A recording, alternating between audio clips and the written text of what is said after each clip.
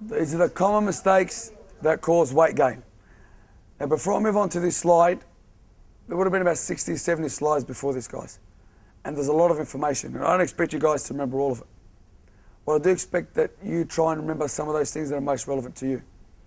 Right now, you guys have a list of maybe 20 or 30 different types of foods in the right column, the two middle columns, and the column on the far left. Those first two columns that I want you to have most of the time and always should represent 80% of what you're eating. And the two columns on the left-hand side should represent roughly about 20% of what you're eating. Those two columns on the right-hand side that represent 80% of what you should be eating, 50% of those foods should be protein, 30% should be carbohydrates, and the 20% should be the fats. The foods on the left-hand side should be a lot of the fats on that left-hand side there. These are the foods that we should not be eating on a regular basis. Okay?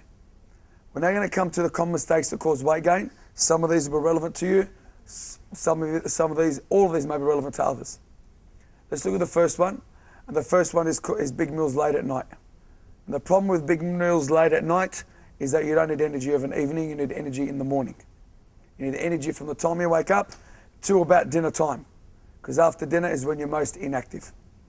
So most of the energy you should be taking in should be what we call AM energy, not PM energy.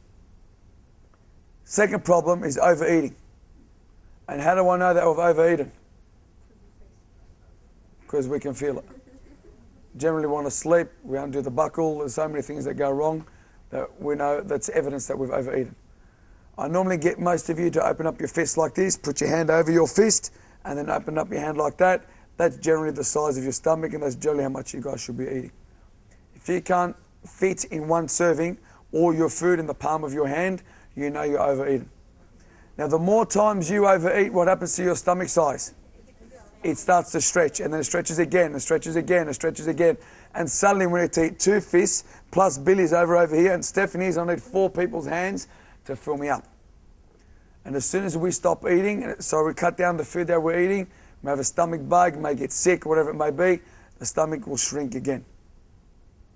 And that's when your stomach goes back to its normal size.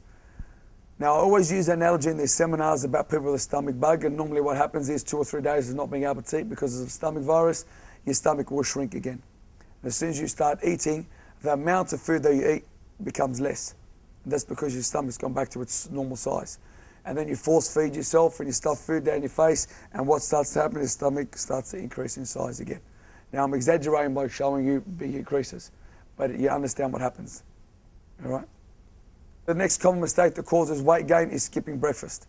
And most of us skip breakfast because we're not waking up hungry, and we're not waking up hungry because we ate too much the night before. So the standard rule for all the clients and all you guys that have been here before is that you must wake up hungry.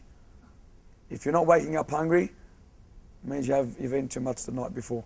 For those of us that are parents, you know what it's like when a baby doesn't eat. It starts to cry. First thing that it wants when it wakes up in the morning is it wants to eat, it wants to be fed. If we're not feeling that way, and I'm not encouraging you to start crying, but if you're not waking up hungry and anxious for food, that's because you ate too much the night before. Okay? That's one of the best telltale signs. The next one is takeaway fast foods. We've got a burger there, there's about 1,000 calories in that burger. We're going to compare that to a piece of fish that has about 240 calories. So one of the other mistakes that causes weight gain is this takeaway fast foods. Now we're swamped by it. And most of us eat the takeaway fast food because it's cheap and it's convenient. And you don't have to cook and clean after it. And when you finish, you throw all the rubbish in the bin. It may taste good too. The thing to keep in mind is that this comes with very little nutrients. Remember the 80-20 rule? And remember the columns on the right-hand side? This should be into the rarely, almost never, only when I'm desperate because there's nothing else to eat and it's really late at night and I can't cook section. The next one is the excessive alcohol intake. Excessive alcohol intake. We spoke about how many grams there are in alcohol. We also said that 2 standard drinks has about 250 calories. We also said that excessive amounts of alcohol result in high fat intake. And it comes with very little nutrients. It's at this stage where I ask you the question, which is better, light beer or low carb beer? And the answer is light beer. Light beer is better than low carb beer because most of us put on weight from the alcohol, not from the carbohydrates that are inside the alcohol. Okay? The next mistake is excessive meat consumption. It is only a mistake when we eat all these white bits, and it's these white bits are the things that get stored inside the artery. Remember I showed you a photo of the healthy artery, and I showed you a photo of the plaque inside the artery? This is the stuff that will cause the plaque build up inside your arteries. This is what we call the saturated fats. The healthy suggestion is to have more fish. I always use the analogy of the Japanese. They live the longest, have the highest life expectancy, and the bulk of their diet is centered around eating fish. Okay? The next common mistake is ordering too much food. I don't know why we do this, but we do it. And because we order too much food, we feel guilty and we need to eat the food. Mum and Dad said, plenty of people starving in the world, don't leave any food on the table. And unfortunately, that's sort of grown with us for the last 25, 30, 40, 50 years, however old we are. So when we go out and we order the entrees and the salads and the food and the main meal, and suddenly what happens is we've got all this food on the table. We don't really want to eat it, but we just paid $18 for a chicken Caesar salad, and we don't want to waste that. And we paid $42 for a steak. We don't want to waste that either. And so we need to eat all this food. As you can tell, my wife takes me to very expensive restaurants, so I normally like a $6 steak down at the Albion. All right, the healthy suggestion, guys, is eating slower. It takes your body about 20 minutes to realize that it's full. So one of the strategies that you can adopt to avoid ordering too much food is to order your salad and your entree first. Once you've eaten your salad and your entree, then look at the menu again to order your main meal. And what you'll find is during that time, you'll end up ordering something a lot lighter than when you order everything at once.